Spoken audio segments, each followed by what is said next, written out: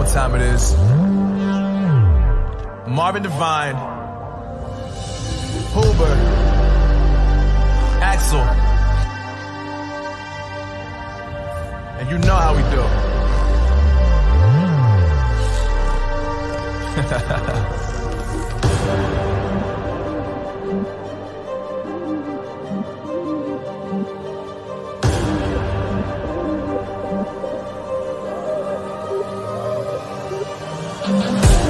Yeah, I got the juice, yeah, I got the juice.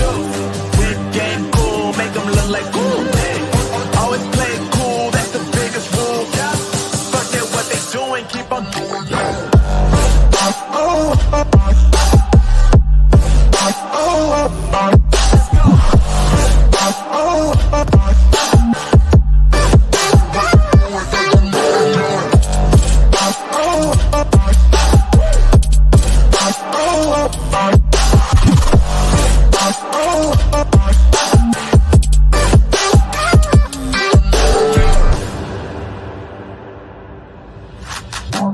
I've been making loot since like 22.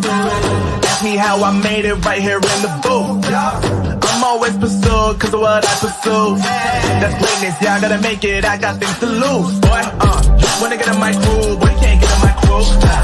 Me, Axel, and Huber, way too fireable. When this joint drop, better call the troops. And when you hear the drop, better raise the roof.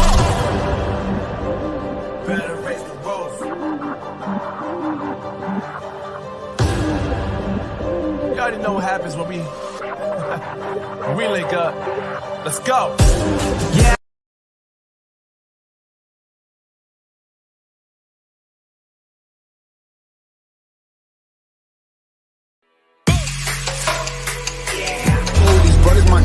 Know that they fly, know that they ride or die. I keep boys by my side, CJ Ike, now I gotta roll with ice. Cody's brothers, my guys, know that they fly, know that they ride or die. I keep boys by my side, CJ Ike, now I gotta roll with ice. Ride or die, ride or die, ride or die, ride or die, ride or die, ride or die, ride or die, ride or die. Cody's brothers, my guys, know that they fly, know that they ride or die. I keep boys by my side, CJ Ike, now I gotta ride or die.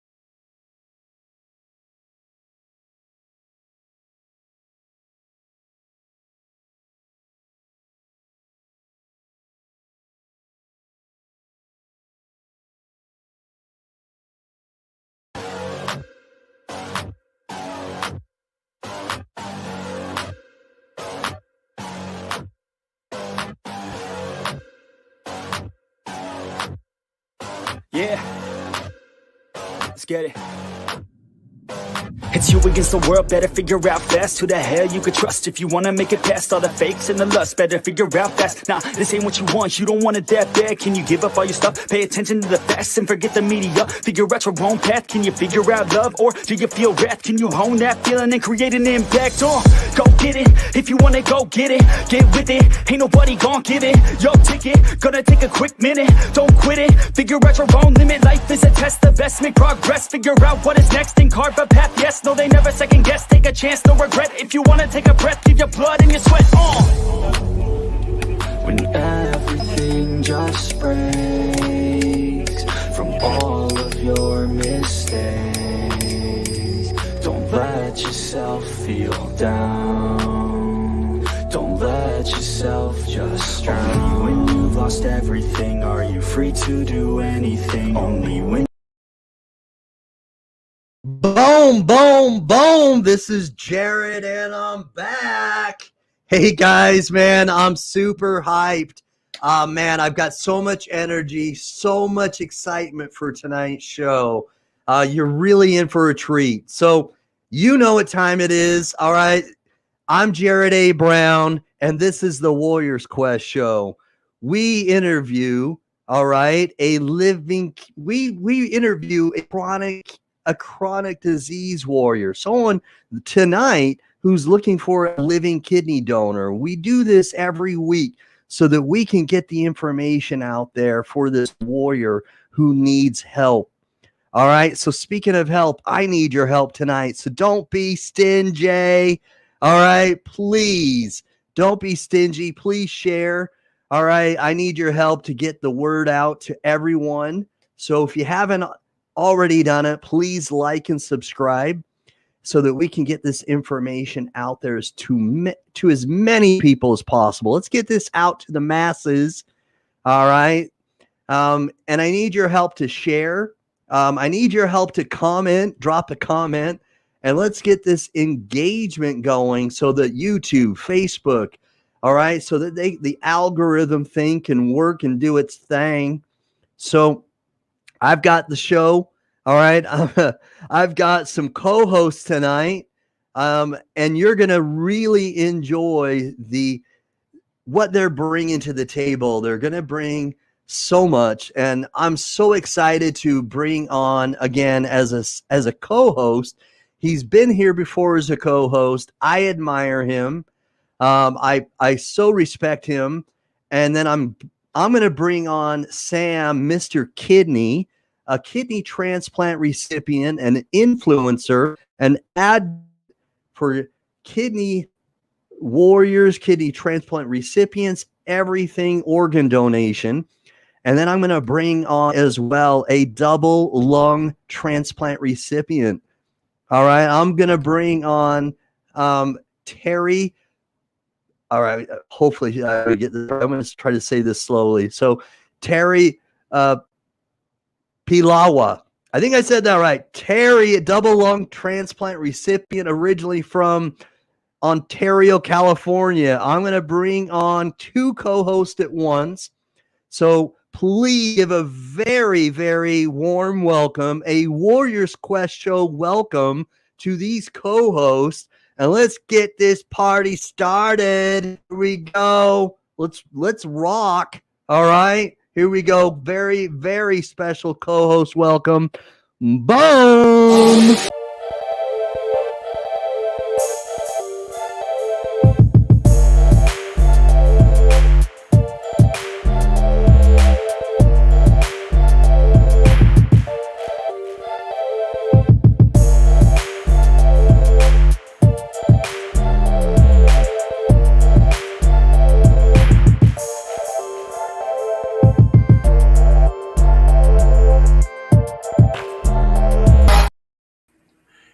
All right, welcome, guys. Welcome.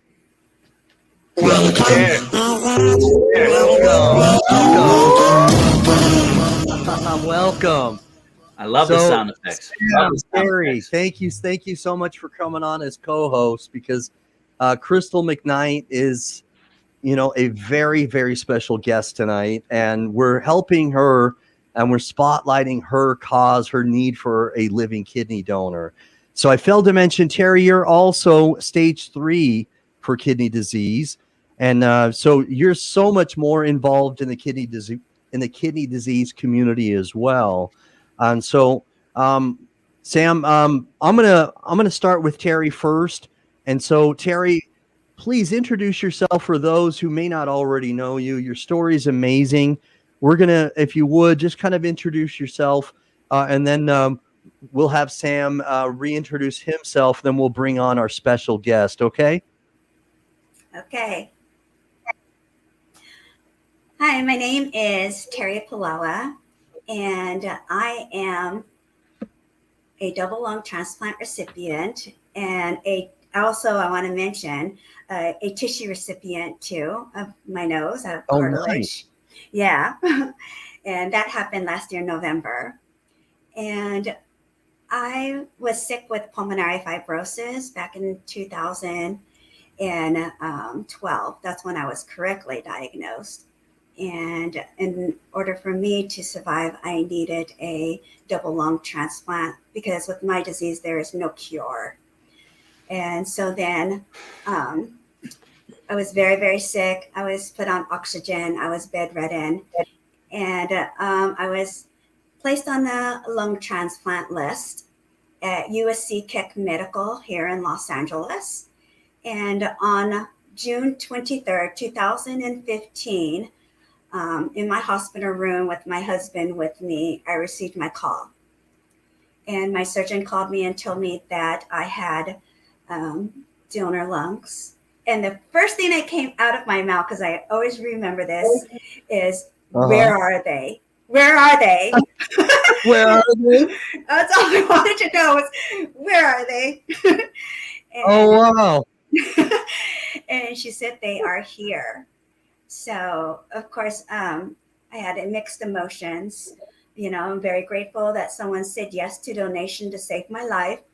But, you know, I was very saddened too because someone had just lost a loved one. So on June 24th at 3:00 in the morning, I was in surgery. So tomorrow is June 24th. So it will be 6 years post double lung transplant for me. And I'm just truly, truly grateful, blessed that I've had these years of bonus life. And I wouldn't change it for anything. I love my transplant life. So thank you for having me on the show to share my journey. And yes, I do have third stage kidney disease. So I will one day need a kidney transplant. Mm-hmm. You're very welcome. Thank you for coming on. Wow. Wow. That is just an amazing story. And to think that those were your first words, you know, when you were saying that's crazy. So yes. Sam, you've been on as a co-host before. Thanks for coming back. And of course, many of our viewers, our followers, have seen you do your own show on YouTube. Would you introduce yourself as well? I am actually Sam Jennings. I just go by MrKidney. That's something new that's happened to my YouTube channel. And it really is just about exposure to try to get this word out as much as possible. But for those of you watching and, meeting me for the first time, 12 years ago, I had a kidney transplant. Prior to that, I was on hemodialysis in center. And then I chose to do home peritoneal dialysis. For instance, we have Midwest Kidney Warriors who was talking about my hair, and I told him it was a wig. It's not really a wig, but we have Shane, who's in Shane? Yeah, he's in a hotel right now. Hopefully, he's waiting on exploratory surgery tomorrow to find out if he can actually get back on peritoneal dialysis, because he's currently in center hemodialysis, and he was on peritoneal dialysis before, but he's going in for that. Going in for the PD surgery tomorrow. So he's hanging out in a hotel. So Shane, thanks for watching, brother. But that's more about me. I make content here on YouTube. Crystal, who we're going to talk to, you can find me on YouTube or on Facebook, MrKidney. But Crystal, who we're talking to tonight, I actually had Crystal on my show also. She's an amazing person and has an amazing story also. The one thing I want to do, Jeff, before we do get right into this and bring Crystal on is, I want to see some comments. I want to see some comments not only live, but I want to see some comments after this. Let me know, what would you do if a family member of yours needed a kidney? What would you do if a friend or just a loved one of any kind needed a kidney? How far would you go? Would you scream to the rooftops? Well, that's what we're asking you to do. Scream to the rooftops, comment, let us know what you do, and then share it. Share this video, because that's how we scream to the rooftops, and that's how we get Crystal a kidney, because that's why we're here tonight. We're not here for any other reason but to help Crystal find that life-saving hero that she's looking for, somebody to step up and donate the gift of life. the gift of giving that extra spare kidney that you have. My sister donated her kidney to me 12 years ago, and I'm telling you that her kidney function is absolutely in fantastic condition. She's had other health issues, and at no time did her kidneys ever struggle, because there's no transplant hospital around is going to transplant somebody who isn't in 100% tip-top shape to donate. So don't be afraid to donate, but instead be challenged and be compelled to donate, and do something special. Find that special calling in life. So if you're watching this, we're trying to screen. That's what I ask you. Comment below. What would you do for a family member who needed a kidney? You'd scream to the rooftops. So do it. Comment and share. Back to you, Jared. Amen to that. Amen to that, brother. Amen to that. I love that. Thank you. All right. Thank you so much. So, hey, so we're going to bring on our special guest, Terry, Sam. We're going to bring on Crystal McKnight. I love that name, by the way. That sounds like a celebrity's name, Crystal McKnight. So she's going to be our celebrity tonight. Brian McKnight. I know, right? One of my favorite R&B singers, right? Yeah. Yeah. So hopefully, doesn't he have a song, Brian McKnight, called One? Oh, it's one of my favorites. One of my favorites. Yeah, exactly. The video. Remember the video?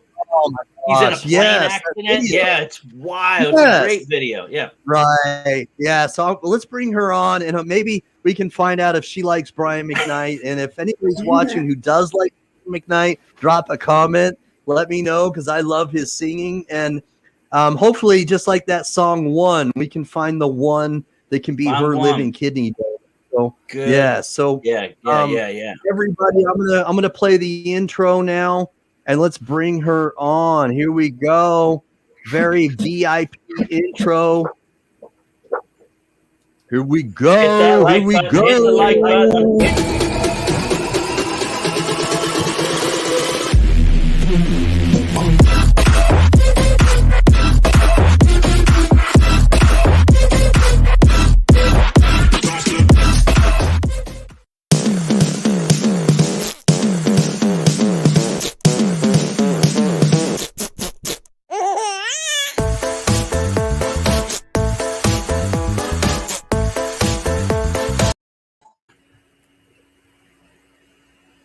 Hey, welcome, Crystal. Hello, everyone. Hey, Crystal. Hi. Hey. How you doing? I'm doing pretty good. I had dialysis today, so if I'm a little lethargic, please forgive. Some days I come from dialysis and I'm perfectly fine. Other days I just want to curl up. So, but I wanted to really get this taken care of. So I said, I'm going to push through, because that's what we find ourselves doing a lot in this situation. We're pushing through. Yep. Absolutely. We're cheering for you. Thank you. See, I told you we're cheering for you. So we're all cheering for you. So, Crystal, give us a little bit of your background. Every hero has an origin story, and that's what you are in my mind, because of what you battle with every day. In my mind, you are a hero. Even Bruce Wayne as Batman had his origin story. And so give us a little bit of your background, how you started with kidney disease, how you found out, and how long you've been struggling with kidney disease. Oh, sure. Actually, I started out with the fact that I have an autoimmune disease, and it kind of hit me out of nowhere. It's not well known. It's called polymyositis, and it attacks your muscles. And I was working, I'm a single mom. I was, living life, and then it just hit me out of nowhere, and I was hospitalized, and we had to figure out what was going on. And in that adventure is when I found out that my kidneys had failed. I knew it was coming. I had my nephrologist told me probably a couple of years before that But as soon as the polymyositis flared up, everything was like super speed, warp speed. And I was on dialysis within like weeks. Wow. Within Kidney weeks. disease, kidney disease and diabetes and high blood pressure and all of those things, they're hitting me from both sides because I have it on my mother's side and my father's side. Lots of relatives that suffer and a few that are on dialysis as well. So this is kind of like the family curse, so to speak. Okay. All right. What other family members have struggled with this same disease? With kidney disease and on dialysis, I know I had an aunt. She's no longer with us. My father. I have a cousin. I have a few cousins that have kidney disease, but just one other one that's on dialysis. He's a little older than I am, not much, maybe a few years. And trying to think, it's so many different things going on.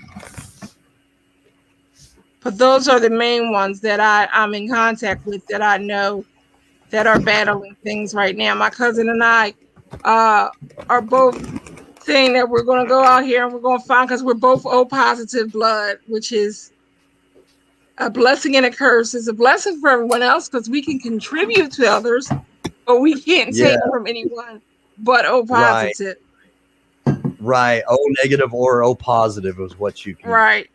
Okay. So how long have you been on dialysis? A little over 4 years. Okay. A little over 4 years. And yes. Tell me a little bit about how it was presented to you for the modalities. Did they discuss with you the different forms of dialysis that you could, choose from?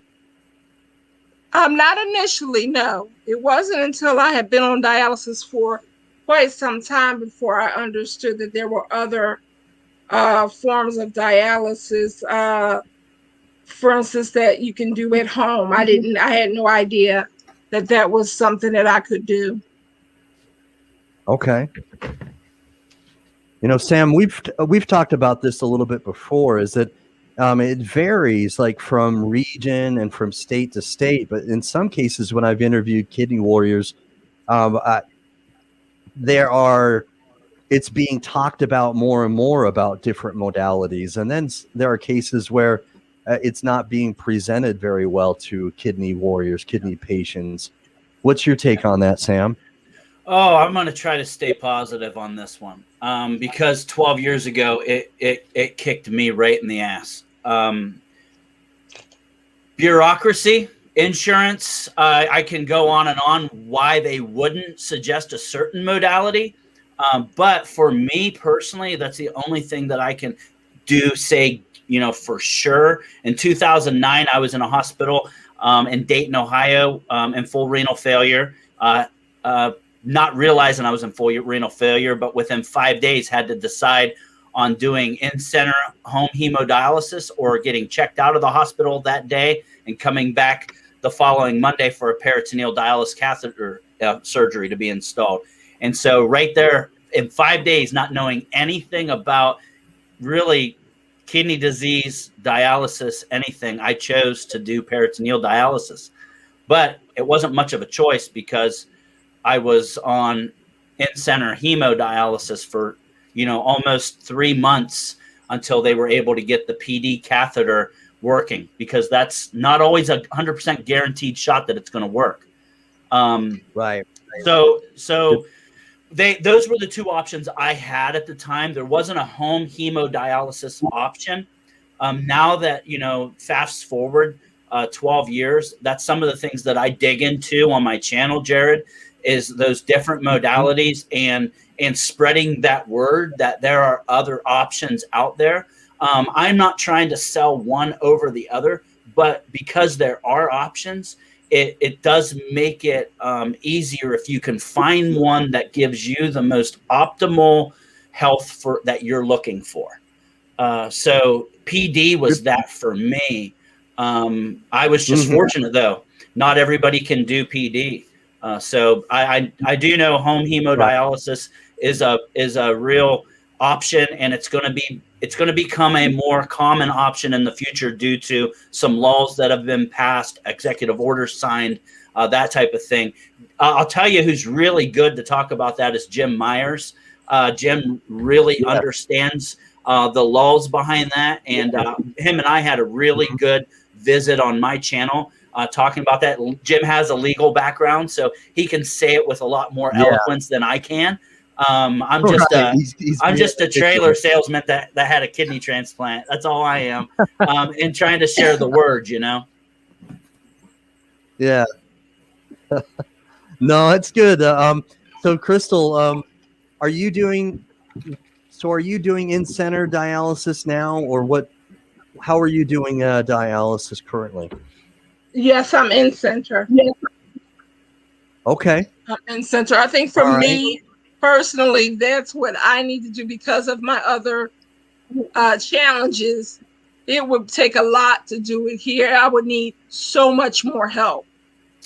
Yes. Okay. And I don't want to put that burden on my family at this point. So it's better for me to be in center. And Crystal, if I remember right from our conversation, you moved back to Philadelphia to make this transition a little easier for you. So it's not like you had all the infrastructure set up to like do home hemodialysis or PD.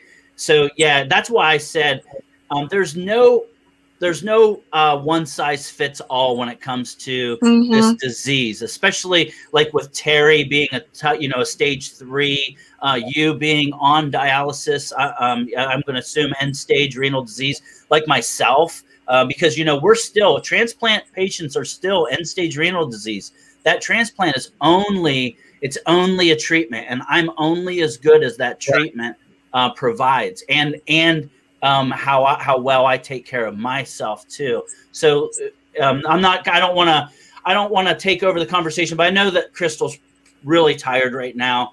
Dialysis, I say this every time, and I'm really not filtered. Dialysis sucks.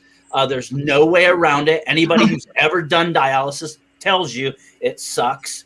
And I know Crystal, I can just tell now my heart's breaking because I know how tired she is right now. And and that's why we got to find this hero. That's why we got to find somebody who's watching this to step up and help Crystal out.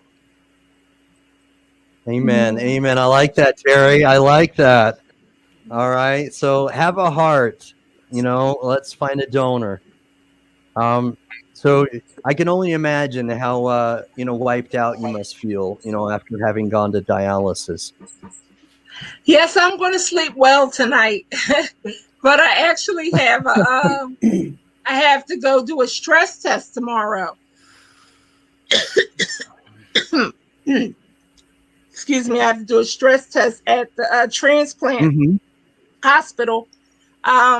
Just a yearly thing, I guess I have to do. And it's so funny because I didn't realize, I said, well, COVID really took a whole year out of our lives because I didn't realize a year had went by since I first did the stress test. I'm like, oh, I'm due for another one? And they're like, yeah, it's been over a year. Yeah. So speaking of the pandemic, so, all three of you have had to be extremely careful during this time. Terry, when you go out, how careful are you when you've had to go out during this pandemic? Have you had to limit that, or how have you been able to do that, Terry? Oh my gosh. I totally limited myself to the post office, to the bank, and to pick up groceries if they couldn't deliver them. Those 3 places only. Okay. So I did, because my lungs are open to the environment. It's not closed off like a kidney or a liver or a pancreas, or a heart. It's closed inside, so it's a little bit more protected. And COVID is a respiratory disease. So yes, that Right. was very, very high risk for That's a big me. concern. A big, huge one. And so I have to stay home. And I lived in my PJs every single day, unless I needed to go to one of those 3 places. Once in a while, my husband said, "Oh, do you want to go out for dinner or whatever?" It was like delivery or go pick up. And it was very, very limited. So I was in my PJs until about 1:30 today. So you are in good company, Terry. And I want to know who else was in their PJs until way too long today. I know there's people out there. Let us know. Oh my gosh. I wish I could be in my PJs all day long, because then I'd say, let's go. Yeah. Let's go. Yeah, I mean that'd be comfortable, you know. And so I'm a little jealous, Terry. Seriously, I mean, Terry, how was it? I'd be in. Terry, how was it for you? Like wearing, mask and dealing with that, since you have the respiratory issues. What was that like? Oh, I wore a mask even pre COVID anyways. So I was always precautious. I always carried hand sanitizer. So I was already doing the things, washing your hands and being careful what you touch. I would lift my shirt up to touch the handles on doors. I would always lift up my shirt to touch everything else. So, or, now that we have the gloves, and I always had masks. And then if I did go out, I wore 2 of them.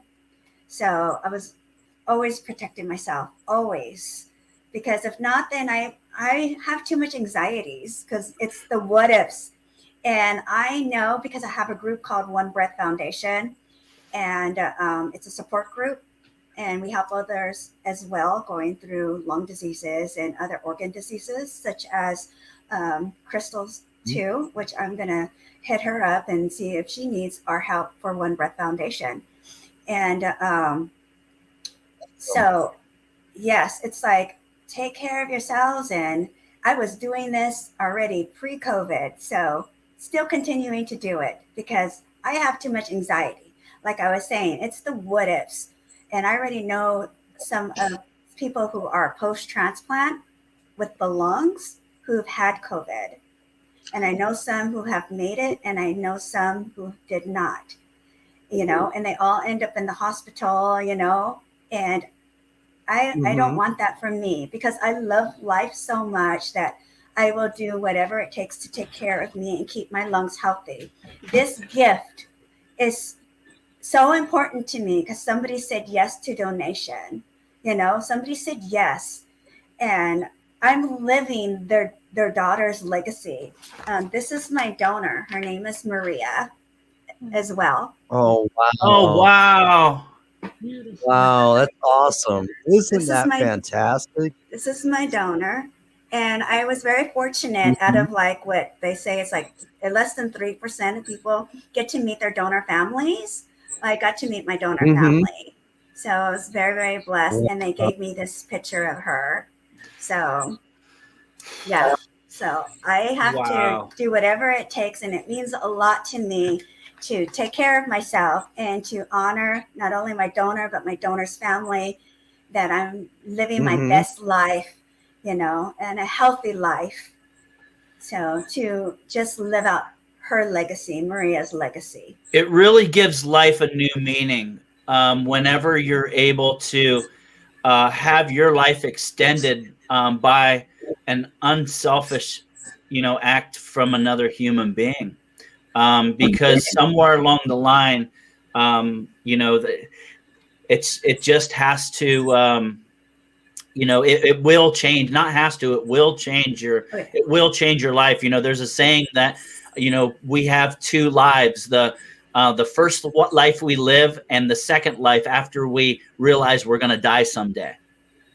And that happens whenever you face your own mortality. And whenever you need a transplant, or life-saving treatment like this, it's like being parachuted behind enemy lines, Jared, with nothing but your own will to survive. And that's what Crystal's doing every day. I got to steer it back to Crystal because that's what she's going through every single day. And we got to be that mouthpiece to scream and share and like and do all that stuff as much as we can so we can get somebody to, you know, answer that call down here. Full name, Crystal McKnight, blood type, O+, date of birth. Read that down there and call that phone number. Right.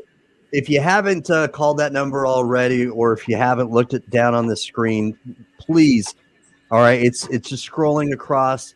That's the phone number. If you're healthy, please call that phone number, because even if you're not O+ or O-, the paired exchange program is ready for you, and it will speed up her chances to get a donor. If the paired exchange program is it's powerful, and it does statistically speed up the chances of somebody getting a donor faster. It really does. Crystal, tell us a little bit about what you battle with every day. I don't want to focus on the negative. That's not my purpose with that question.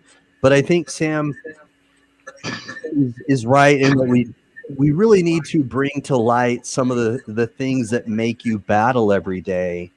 Tell us a little about maybe insomnia or the other things that maybe your disease that brought on kidney disease, that you have to deal and battle with every day. I deal with quite a bit between the kidney disease and the polymyositis. I'm tired all the time, like 24/7. And I've had so many different surgeries over the last 5 years since this started, because it started a little bit before dialysis. I'm an amputee. I lost the toes on my left foot. So I've dealt with all of this, and I'm not 50 yet. Wow. I put a hashtag that I go by, kidney by 50. It doesn't have to be by 50, because I'll be 50 in a few weeks. Let's all right. Yeah, let's follow that hashtag. Can we follow that hashtag? What is that? Kidney by 50? Kidney by 50. Yeah. Hashtag kidney by 50. Let's everybody follow and share that hashtag. And I came up with that because I felt like my 40s was so lost. The majority of my 40s, I was so sick and so ill. And my thought process is I want my 50s to be spectacular. And I'm ready to get it started. I'm ready to get it started. And I want to do so much. I'm a single mom, as I think I mentioned before. My son is actually 21. I had to think about that. His birthday is actually in a few weeks as well. And he's my rock. He's my caretaker. He became my caretaker as a teenager. He stepped into that role and he took it on wholeheartedly. And I always say, boys, don't let anything happen to their mothers. We may fuss and fight all the time, but he's not going to let anything happen to me. And I say God gave me him for a reason, because I'm tall. I'm 6 feet. My son is 6'9". He can lift me and do all kinds of things.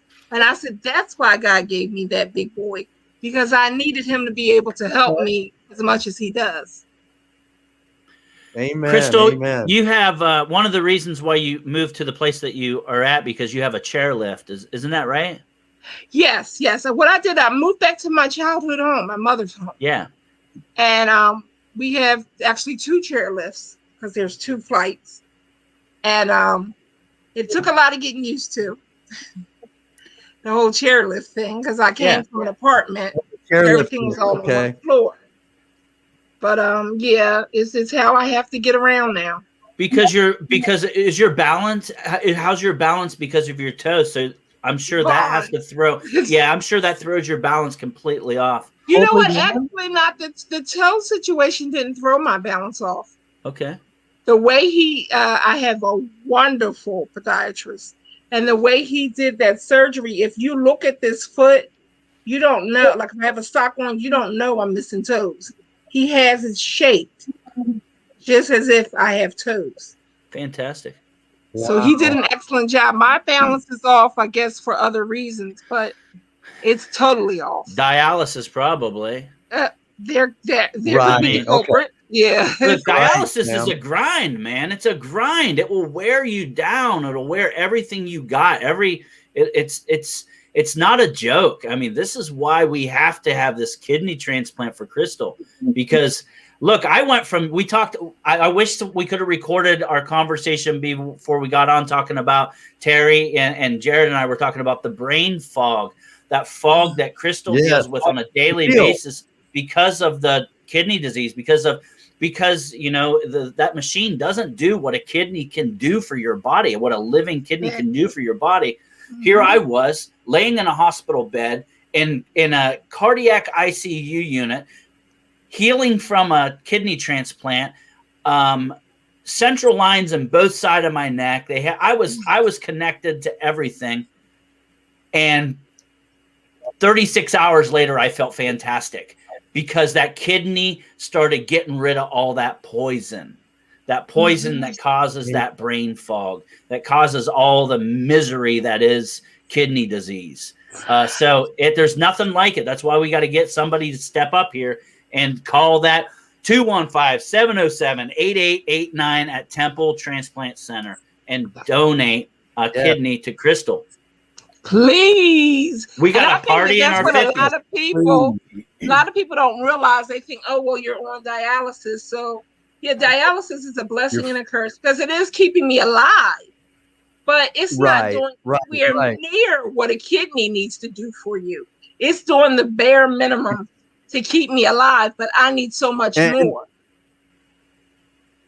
Right. And it puts a lot of stress on your organs and especially your heart. Sam, you're killing me. It puts a lot of pressure on your heart, which is why many kidney warriors suffer from cardiovascular problems. Mm-hmm. And so, man,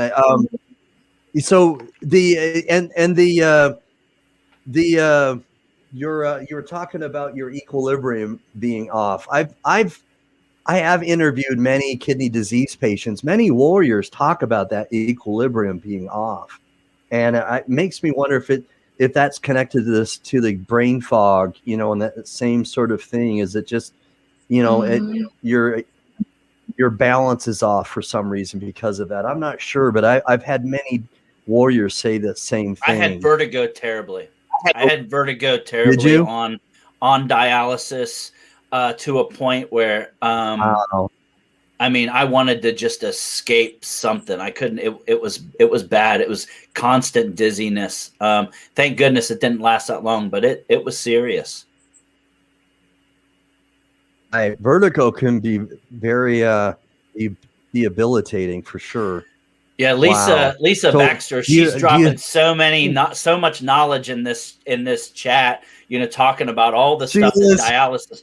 Yeah, she's just dropping knowledge. I mean, letting people know this is what dialysis does to you. I mean, it is definitely not a picnic. Yeah, I appreciate Lisa. Lisa Baxter is awesome. She's fantastic. I love her positive energy. She's vibrant. Does so much for the kidney disease community. So for she's her amazing. And your many comments. Yes. She's just a tremendous part of the kidney disease community. From Brooklyn, New York, too. Brooklyn in the house. So Candy's also watching, and I would terribly embarrassed if I didn't mention Candy. She's a great supporter as well. Chief Candy. Candy was a chief petty officer in the Navy. Yes, very thankful for her. I missed your interview with her, but I love that photo of her I did in her too. uniform. I missed it also. Candy's basement flooded, and we have it rescheduled for this coming Monday night. Yeah, shameless MrKidney plug. Try not, occupy too much, but I have Candy coming on this coming week, and we're gonna tell all kinds of sea stories and kidney transplant stories. This is me. Good. Then if I didn't totally miss it, then I can watch it. This is me drinking my fluids because I'm on a fluid restriction with this wonderful kidney disease and dialysis. I can't drink more than 40 ounces a day. And this includes your foods that have water in it. Yes. Yes. So this is how I drink. This little tiny cup is how I keep a track of how much I drink.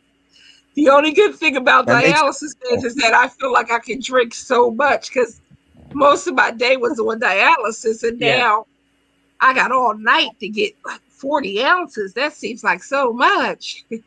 Yeah. Tell Crystal, people watching, tell them why you have that fluid restriction. The people, wondering why you need a kidney transplant and what dialysis is all about. That fluid restriction was a killer for me because I drink a lot of water now because of the kidney, because that's what you go from. You're going to go, Crystal, you're going to go from that barely sipping to them telling you after you get this kidney transplant, you got to drink, you're not drinking enough. So you literally go from 0 to 60. Tell them why you're on that fluid restriction though. It's a killer. Because of course our kidneys, my kidney is not functioning. And the only way they get fluid off of me is at dialysis. Not to get too graphic, but I don't urinate. Some people on dialysis still urinate. I don't. So the only way that fluid comes off of me is at dialysis. And you can't have fluid overload because that affects your heart. And you can't have all that fluid on you. So I can only put in so much because they can only take off so much at treatment. So it's a balancing act. Yes, it is. And you control a lot of that through that diet you were talking about. If you went and ate a bunch of cucumbers, there's a lot of liquid in there that you have to be careful with the food that every little thing that you put into your mouth on dialysis, you have to be careful with because it's that balancing act because it's Wednesday. You're not going to be back on dialysis until Friday. So everything that happens, if you go wild over the next, 24 hours and have too much fluid, you're going to have one hell of a time on that machine on Friday. It's such a balancing act. That's why we got to have this kidney. That's why we need a donor to step up. I want that kidney because I want that challenge that you talked about, Sam. When you said I got to force those fluids. I don't drink beer, but what's that expression? Hold my beer. Yeah, hold my beer. Come in here and tell me to drink some fluids. They're not going to tell me I didn't drink enough. I told my son to be standing there with a straw. Let me show them what I can do because I was a fluid drinking fool before I had this issue. I drink bottles and bottles of water, so this was so hard for me. Yeah. When they said, "Oh, you can't drink that much," I said, "Excuse me, what do you mean?" Yeah. And I'm thinking, "Oh, okay, well, I can't drink juice and stuff." No, fluid altogether. Gravy. And I'm an ice eater. I eat ice all the time. Right. Yeah. Anything, any liquid, it's off the table. Right. That's everything. Difficult. Like even fluid from corn, cucumbers, anything. Anything. And those things you have to take into account. And I can't wait for the day that I don't have to count fluid, or I'm counting because I need to get 20 more ounces in because they're standing over top of me. And like I said, I told my son to be standing there with my straw. Let me show these people what I can do. For you. Good for you. That's a good question. That's a good comment there. Well, we don't think about the sacrifices that, being post-transplant, what we have to do to survive until we get our transplant. There's so many sacrifices, hidden sacrifices, and sometimes these sacrifices are emotional too. So it's so very hard. I went through a lot during my pre-transplant because I couldn't breathe and I was stuck on a machine 24/7. There's no way I could get off a machine and walk or talk or even eat, because if you can't breathe, you can't talk, you can't eat, you can't move, so you're stuck in a bed and just, hoping and praying for your transplant. That had to be so scary. I can't even imagine. That had to be so scary for you, Terry. It's very, very scary. And on top of that, I had the coughing spasms on top of that. So my oxygen saturations would go down, to the 50s and 60s. And it was awful. It's awful. I mean, it's all the sacrifices that unknown sacrifices that you don't know. It's like couldn't drive. You can't drive, It's like people on dialysis, they don't drive. Most of them don't drive. How are you going to drive yourself afterwards, I couldn't. So, my transplant center said, don't drive anymore. You need to have someone drive for you. You're on oxygen. You can't drive with those tanks. You get in an accident and you could blow up. So it's like, you can't drive. And, it's like being so independent and losing your independence too. That's a sacrifice.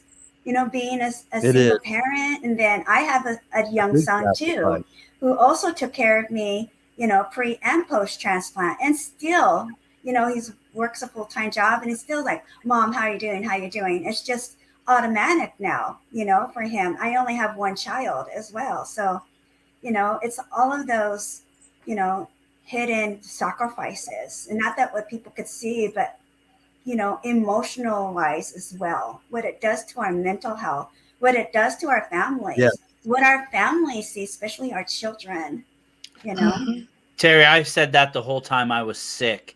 It was so easy for me to be sick.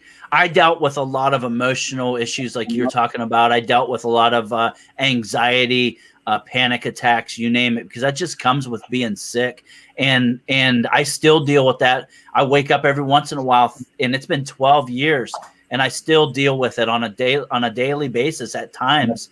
At times it's just, and over the years it's gotten a little easier, but it's still there. There are so many after effects from surviving. So, and when people there's so much that term is so loosely used in our society, but you're a survivor, Terry. You make it through that out on the other side. We're so happy you're here. But you got battle scars, and that's just part of it. But that's why we're here together, loving each other, helping each other, getting Crystal a kidney. We're moving mountains tonight. We're going to move mountains, and we're going to bring more awareness for Crystal and her need for a kidney. So Jean Syme, thank you for tuning in. Jean is awesome. I love Jean. She's great supporter of the Urban Health Outreach Media, and she's given some love right here. She's saying that that you rock, my squad sister. What does she mean by my squad sister, Terry? Well, making a long story short, we connected on Facebook, and I guess my story inspired Brenda Cortez. I'm sure you know Brenda Cortez, and the house. Yes. And How the Owl. She sent me a How the Owl because she knew that I was elected to be on the Rose Parade, a class of 2020. So I was on the Rose Parade. I was an honoree.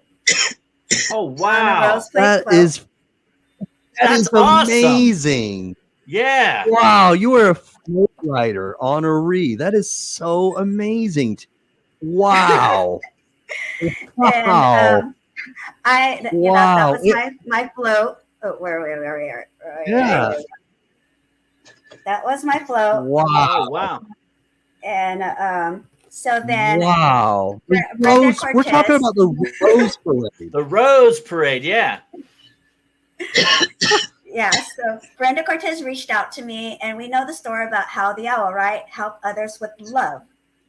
And that's what I do when I spread my story and my message, and especially with my One Breath Foundation. We help others with love. And so she sent me a Howl the Owl, and Howl the Owl rode with me on that float, you know. Oh, for, really? Yes, for organ donation, for all of those. An Uh-huh. example of, becoming a donor and becoming an example of myself. Like, look at me, I'm a survivor. And how it was in all of my interviews. I carried him my whole journey through my through the rose parade from the beginning to the end. He was in all my interviews. He sat on the float, took pictures. He was actually in, how we donate roses, like the rose dedication to our donors. Mm-hmm. He was doing that too. I mean, how the owl was everywhere with me. And so then now we have a squad of all of us How the Hour ambassadors. So I'm a How What the Owl ambassador as well. Oh, that's so cool. Yeah, That and is How so the cool. Owl is our mascot for One Breath Foundation. So we adopted him, and he's our mascot because the message, since we assist those that living with a disease and who need a transplant, we assist Like those Crystal. and we collect donations, and it's all done with love. So I'm like, I am adopting How the Owl because that's the way we work too. And he's just in our journey as well. So that's why I'm a part of their squad. Oh, that's awesome. Wow. So one of the things that Candy was just saying, and I think you also made a similar statement, is she's bringing up, that's why we have PTSD. And Sam, Terry, and Crystal, the emotional part of having this, having a chronic disease, that is not the easiest part of this. Would you all agree that maybe that's the part of this that sometimes can be a little, it's not talked about as much? I think it's not. I think it should be talked about more.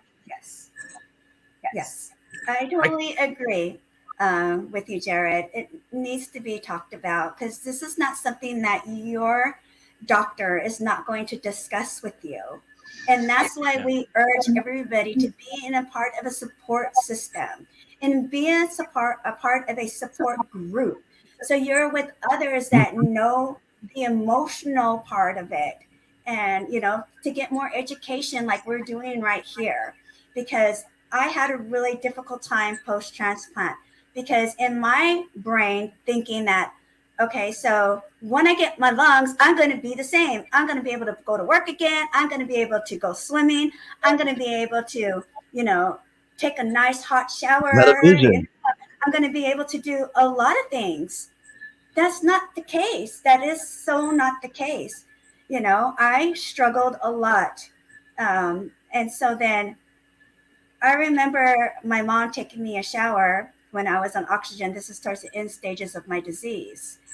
And I can only walk with like probably 30 liters of oxygen. I had 2 huge concentrators and an oxygen tank with a regulator up to 35. So that's a lot of power going through me just for me to walk like probably 8 steps to the shower. And I would sit in a shower chair, and my mom would start to bathe me and wash my hair. And at that time I had long hair. I still have long hair, but you can't see, but I grew it back. And I had long hair, so she had to wash my hair at least, once a week to wash my hair.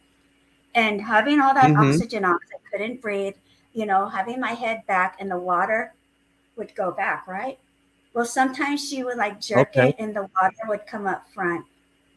That scared me so much. I had so much anxiety. I felt like I was drowning. I couldn't breathe already. Now, any kind of water would frighten me, and I couldn't handle it. So even post-transplant, I hid this from myself because I thought it was only me. Like, I would have a lot of flashbacks, and one day I went to go see my PCP, and she said, "How are you doing?" And I broke down crying. And this is a year post-transplant, and I just broke down crying. I broke down and I said, I don't know how to live my life anymore. I don't know what to expect from this body. I don't know how to live. I don't know. And so I was just crying and crying because I just thought I could be myself again, and I'm not myself. I can't do this anymore. I can't even take a shower without flipping out, And she said, well, there is therapy, not a lot of patients, because if you don't say anything, then you're not going to get the help that you need. And, so she put me into therapy. It's called Life Skills After Transplant.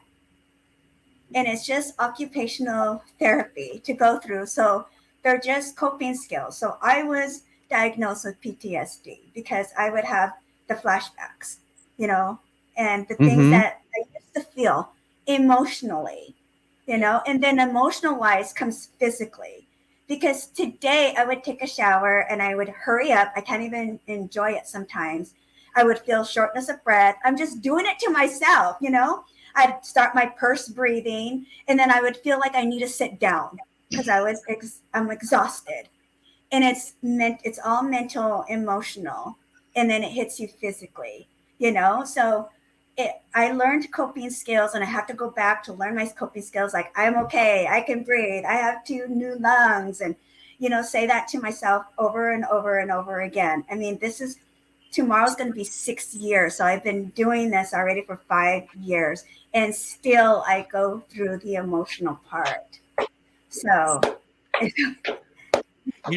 Terry, I got sidetracked when I was telling you earlier. One of the I said it was easy being sick. It was easy being sick because it was so hard to watch my family. I had young children at the time. I was 34. It was 12 years ago. I had young children at home. And just to watch their faces, watch my wife's face on a daily basis, watch me go through what I went through. I said it was easy for me, but that was kind of like my way of, suppressing what I was really going through at the time. The truth be told, I lost one of my kidneys on active duty when I was in the military. So fortunately enough, all my medical's been taken care of through, the Veterans Administration, through the VA. But I finally, they finally sent me to talk to somebody after my transplant and after I got into the system. And I had a psychologist say, you were absolutely traumatized. And I didn't even realize I was just telling her a story. Yeah. And I mean, she was patting my back on the way out. And I thought, yeah, I am. And I didn't know it. I didn't even, because there's this, we're put into this fight or flight whenever we're faced with our own mortality. And you either come out swinging or you give up. And Crystal here, Terry, I mean, we're fighters, man. We're not going to give up. I mean, that's why we're doing this now. I mean, check out Terry. She's got double lung transplant and a stage 3 kidney disease, and she's rocking and rolling. Right. It's like, oh my gosh. Crystal just got done with dialysis. And what's she doing? Looking for a kidney. Because there is not. You can't stop. You gotta push. You gotta push. Yeah. So, and Sam, something that made me think of something with my son. I said to him, and this makes me very emotional when I said to him, do you ever remember a time when I wasn't sick? And he had to really sit there and think hard, and he was like a little bit, but not really. Because it's been that many years that I've been sick in some way, shape, or form. And he literally, I can't get up from seated positions with my polymyositis. So most of the things in my home is raised up. Because if it's raised up, then I can get off of it. But if it's not raised up, he has to lift me. That's why I was saying God gave me that 6'9" child, because he's so strong. And I'm not little, so he can lift me. And it's just become a way of life for us. But I told him, look, when I get this kidney, we going to have a ball. because we're going to go back. And I want you to see what life is with me having a little bit more energy and doing the things we used to do. I pull out all the pictures. So that took you to every Disney on Ice show they ever had. I said, and then I got sick and I couldn't do it anymore. I told him, so we might look a little silly. You'll probably be about 22 years old and I'll be 50, but we'll be at Disney on Ice together.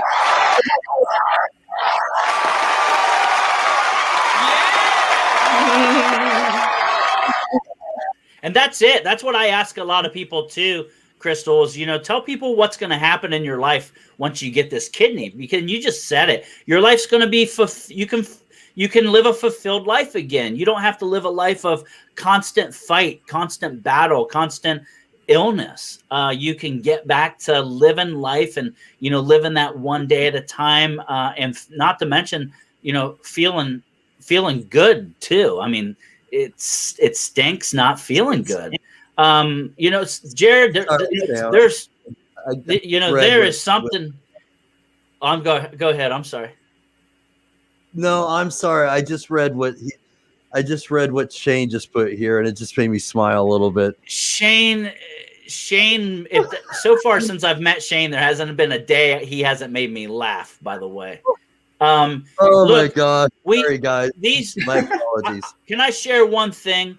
Terry talked about, needing that help in the shower. Crystal talked about her son.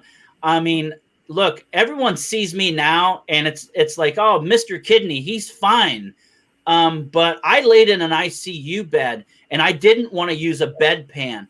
And a young man who was about 10 years younger than me at the time and twice my size picked me up out of an ICU bed, made everybody leave the room to put me on the commode and sat there with me. Now, when you get sick, all humility goes out the window. That's why Shane can say that stuff. It's no big deal. It's no big deal to us. It's scary stuff, though. It's scary stuff that scares a lot of people away. That's why we need a hero, because this ain't going to scare a real hero. This ain't going to scare off someone who's willing to fight for a stranger's life. It is not, I just didn't wake up MrKidney. I got my ass kicked over and over and over until 12 years later, I finally found the courage to come out and start talking about this stuff. Because I dealt with it. I dealt with what Terry's going through, with those emotions, with everything that comes along with it.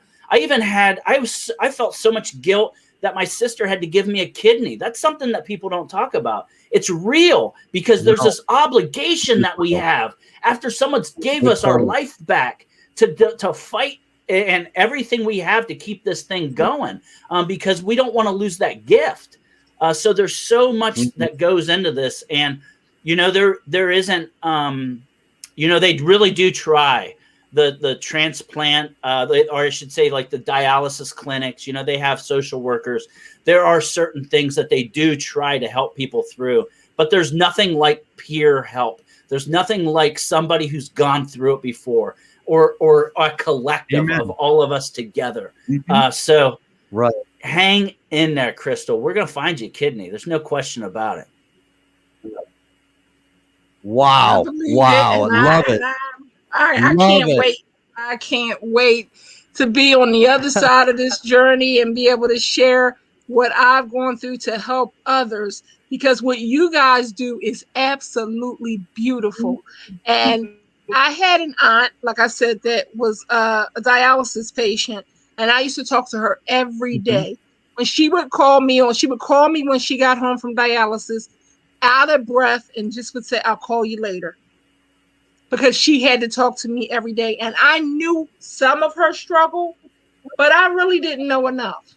And it's so much out there that people need to know about this, because it could happen to any of us. Like Sam, it was an injury. Me, it's hereditary. It can happen at any time sometimes, and we just need to know what's involved in this. And the fact that something I read, and I wish I could find it, that talked about the fact that if the amount of people that were healthy actually became living kidney donors. It's much more of a bigger number and tremendous number than those that need. It's not about 90,000 people that need a kidney. I believe, if my memory serves me correctly. It's a lot. But it's far more people out there that could actually almost wipe out the need for dialysis. Yeah. We got to turn this line upside down. We got to turn the line of people waiting on kidneys into a people waiting to give kidneys. This number isn't real big, Jared. I say this, I call people out. I call out other veterans like myself, especially the veterans walking around who are healthy. And look, Candy, myself, people like us, we serve. This is just in our DNA to help and to serve. That's what we want to do. And there's veterans out there walking around looking for purpose in their life. And I call out other veterans like myself. If you're healthy, step up. I think military veterans alone could wipe this disease out if we wanted to, if we had enough people, courageous people, to step up and do this. Amen to that. We need people to rise up. If more healthy people were to become donors, not just for kidney donor, as kidney donors for kidney disease patients, but just donors in general, because we do have a shortage. Yes, exactly, and like what Terry's done with tissue. I had multiple blood transfusions. Multiple. And man, so we definitely need more healthy people to step up, rise up. And it starts with us talking about it. It does start with that.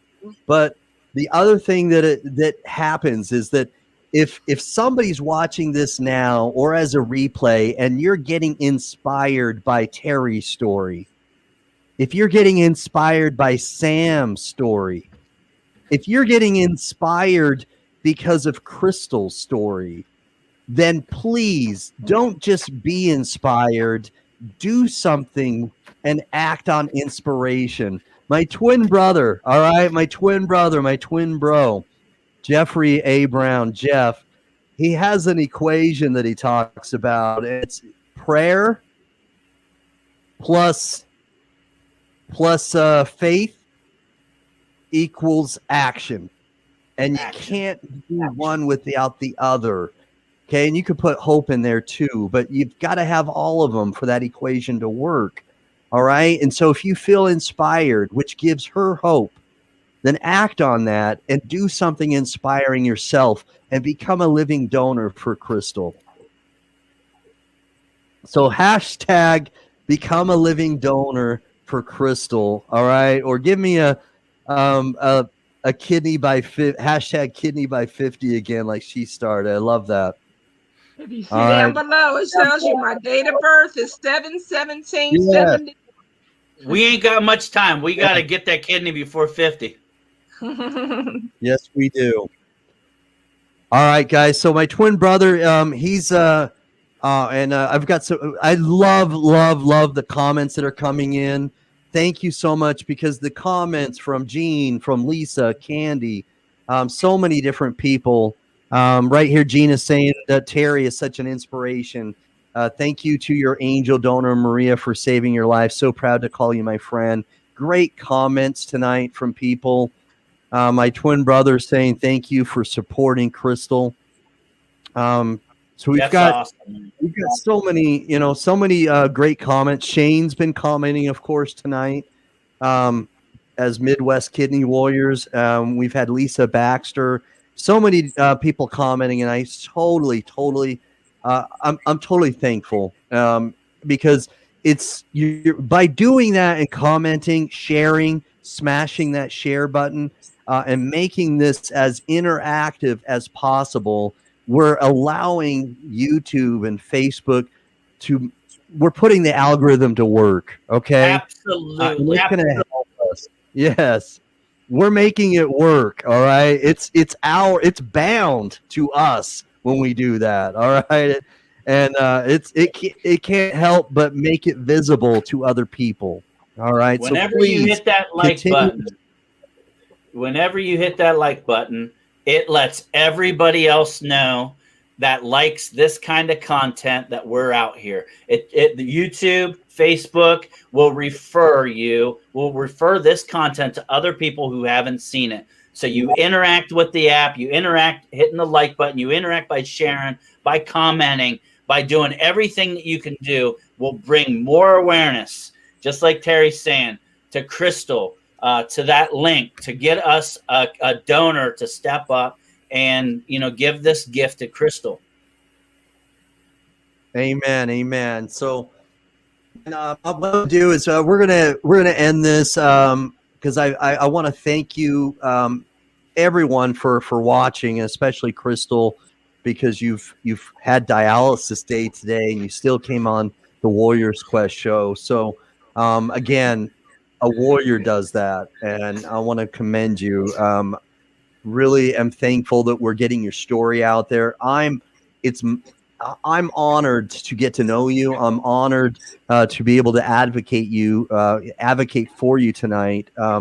What I'd like to do is Sam, I'm going to go with you first. What would you say for people that are watching if they're considering and thinking about becoming a living donor?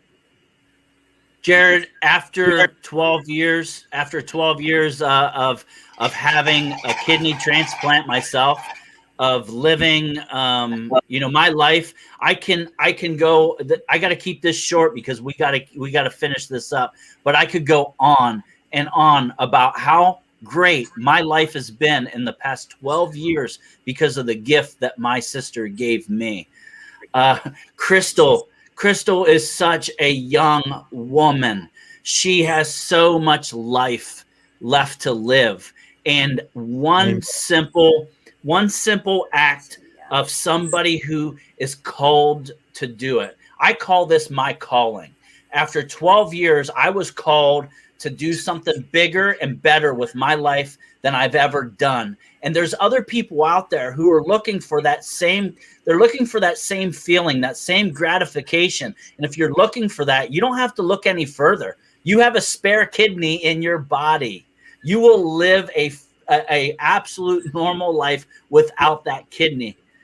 Be a hero and donate it to Crystal. That's the only thing I can leave you with, Jared, is let's find somebody out there who's looking for a calling to fulfill their life, to fulfill something that they've been looking to fulfill their life, their whole life, to just step up, and that calling can be to donate the gift of life to Crystal. Amen. So, Terry, you've received a transplant, double lung transplant recipient, and stage 3 kidney disease yourself. You yourself have touched on, what a donor has meant to you personally already on the show. But what would you say that would give Crystal encouragement tonight? What would you like to say to her or to other people that are searching for a donor? I always say, never give up, never, because I didn't. As much as we suffer and as much as we talked about sacrifices, never give up, ever. And like Jared said, you keep your faith. You keep your faith and say your prayers. And you keep that hope alive, because your miracle will come to you. Because miracles are still happening right now as we speak. Yep. Miracles are happening. And it's starting right now with this show, with people sharing and people liking. And I hope people share, because it will reach somebody and it will reach that person. And that miracle is just there waiting for you, Crystal. So you keep on praying, you keep on hoping, you keep living. Do not just exist, you live. Okay, girlfriend? Okay. It'll come. You're young. You're young. You got so many years ahead of you. So you just stay strong. I got your back, girl. Thank you. Amen. You guys, I'm going to give us some confetti here because honestly, you guys made this. We've got some confetti here, and I'm thankful for everyone that's made this a success tonight. Thank you so much, because we're doing it for Crystal, and each one of you has brought it. All right, each one of you has inspired me, and this has been a great success, and I hope that this continues to be a great success, so that one day we can throw up the confetti for Crystal and on her behalf when she finds a living kidney donor. So I'm gonna say thank you to my beautiful co-host tonight, Sam, Mr. Kidney, and Terry. Thank you for coming on. All right, thank you so much. Honestly, God bless both of you. Thank you for coming on. All right, thanks, guys. Thank you so much. All right, so Thanks, Jared. I had a great time. Thank you all so much. See you, Crystal. Oh, well, musical chairs. I removed the wrong one. But hey, Sam. Hey, Jared. Thank you all so thanks, much Sam. for Hit what me you up did. later, okay, brother? All right, so Crystal, I'm gonna give you a moment to give your shout outs.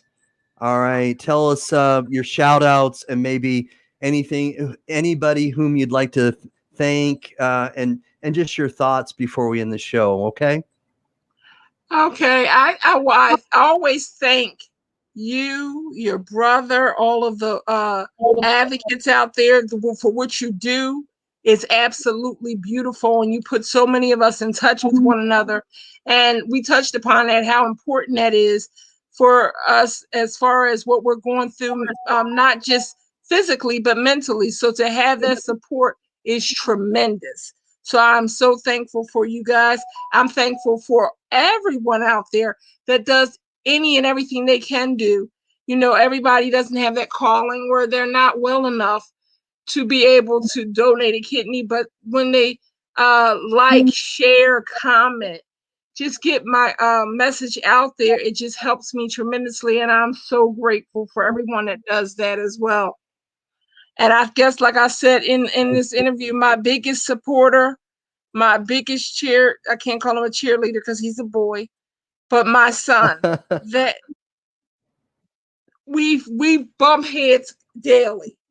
But when I tell you, I know that I don't have to worry about anything because he makes sure that I'm okay, and I make sure that he's okay. And that I thank him for that, because this was the life he was dealt, and he took it and ran with it. And I'm so grateful for him. Awesome.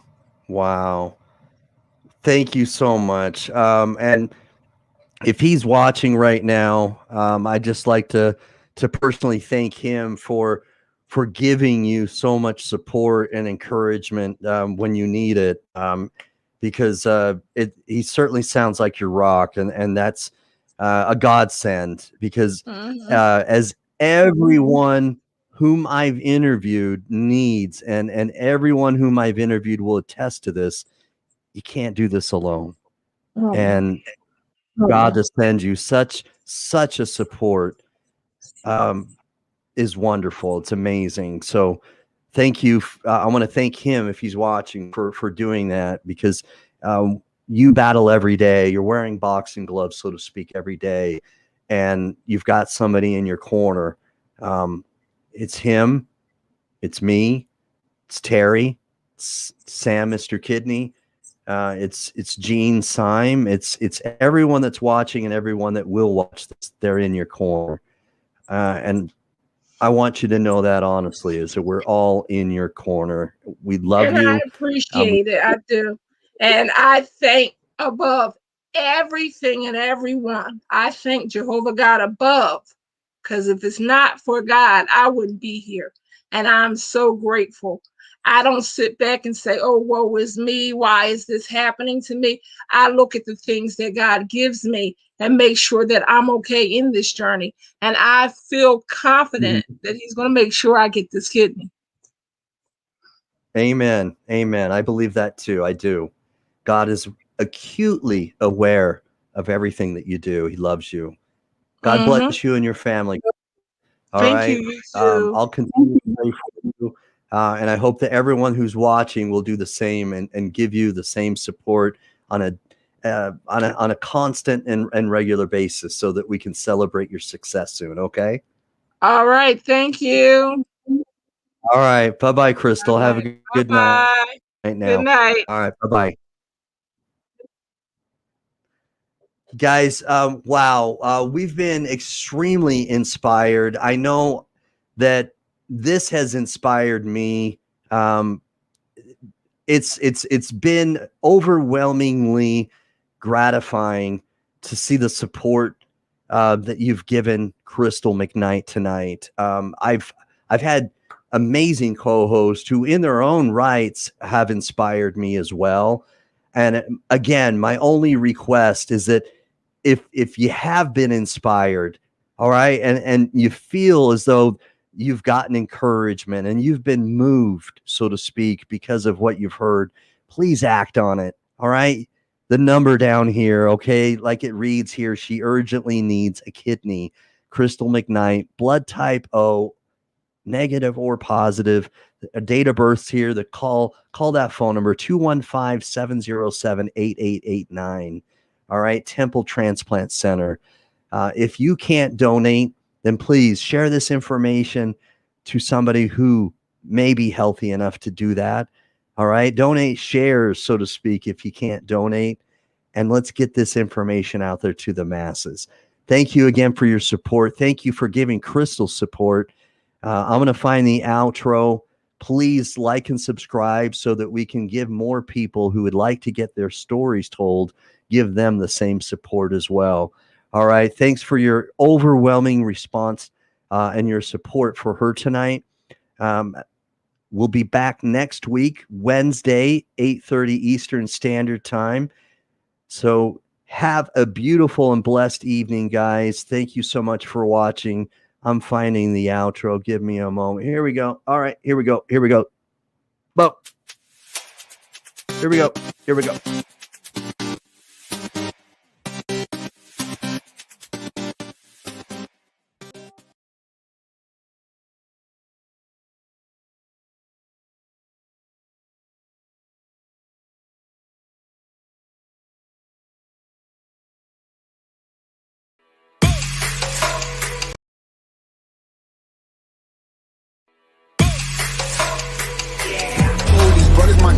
Know that they fly, know that they ride or die. I keep boys by my side, CJ Ike. Now I gotta roll with ice. Cold, these brothers my guys. Know that they fly, know that they ride or die. I keep boys by my side, CJ Ike. Now I gotta roll with ice. Ride or die, ride or die, ride or die, ride or die, ride or die, ride or die, ride or die, ride or die. Cold, these brothers my guys. Know that they fly, know that they ride or die.